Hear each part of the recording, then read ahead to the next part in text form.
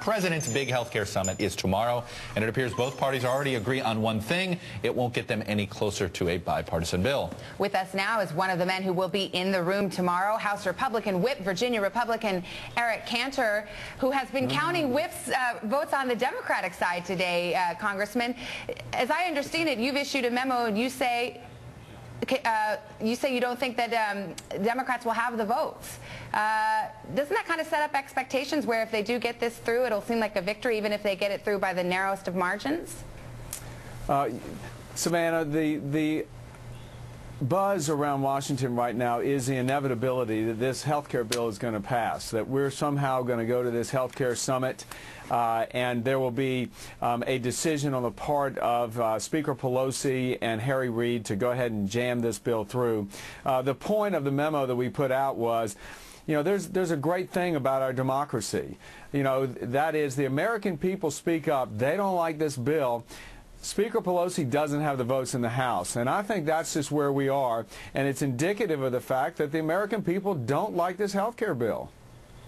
So, Congressman, are you saying that you putting those names out there, are you basically trying to invite Republicans to contact? Is that where you're hoping by putting a spotlight on those names that you believe are the swing votes here in the House so that they get a little added attention? Was that the motivation behind this memo as well? No, Chuck, what we're trying to do is, in preparation of going to the health care summit with the president tomorrow, is indicate that things are so bad around this health care bill that it is futile for them to continue to try and push something on the American people that frankly won't result in better health care. And Republicans are going to go to that meeting tomorrow because we care about people's health care. We want to do something to help improve the quality and reduce the costs. We just don't care for this bill, and neither do the American people.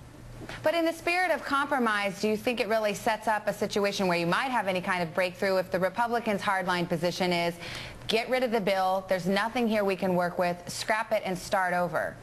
No, Savannah, let's take a step back for a second. You know, the spirit of compromise would be to push the reset button and try and do some things that will actually affect positive change.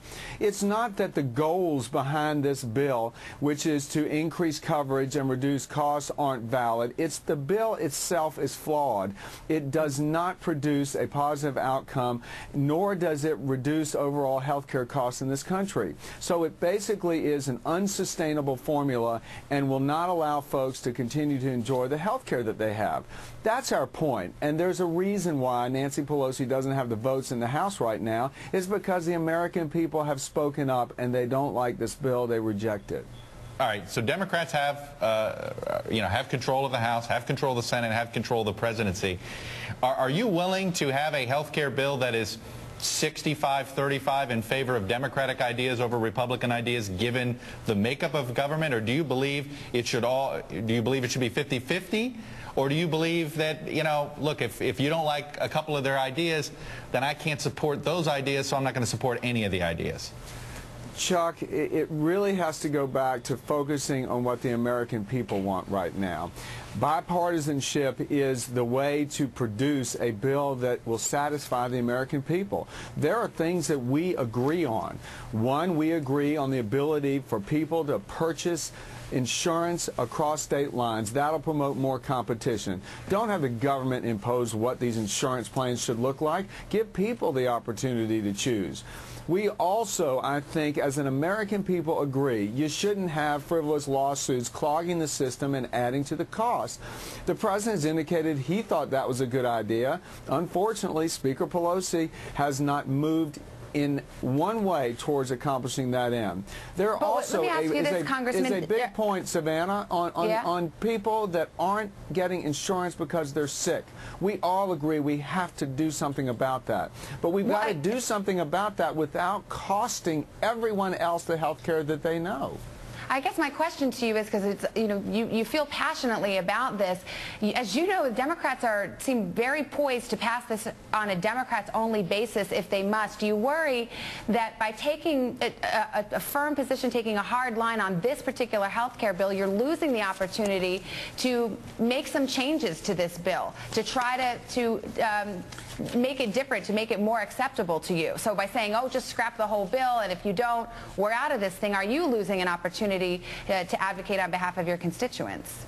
Savannah, you've got the memo. It's right here, okay? Yeah. I think it is not inevitable that they pass this bill because the numbers bear out in the House that the Speaker doesn't have the votes. So what we're saying is, okay, but your memo doesn't talk about votes she might pick up. For example, there's no public option now in that Senate bill, and maybe that she'll get some more moderate Democrats. But that doesn't, that doesn't exactly answer the question of whether, you're losing the opportunity to do some compromising.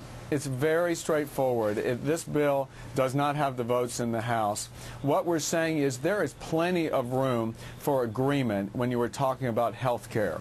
Republicans care about improving health care for families and lowering costs.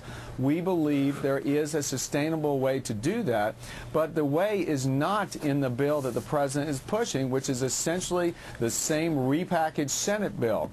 Because what you've got there is a situation that you want to expand coverage to the however many number of uninsured that is assumed, but the way that they try and do that is they take away the health care that people know in the other 85% of the population. That's not what the American people want. Congressman Cantor will be watching. We're all going to be watching tomorrow. A 6-hour summit should be fascinating for us wonky folks here. We enjoy programs like this, so it'll be interesting to see. Thank you for coming on the Daily Rundown. Thank you.